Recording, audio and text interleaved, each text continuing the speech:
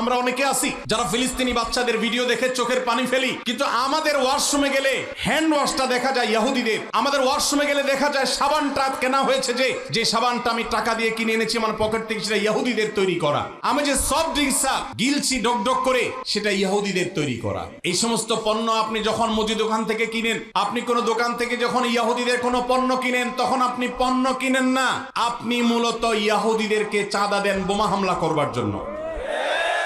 আপনি যেটাকে টাকা দিয়ে সম্পদ কেনা, মাল কেনা মনে করছেন, এটা মাল কেনা নয়, এটা অভিশপ্তদের বোমাবাজিতে সাহায্য করা।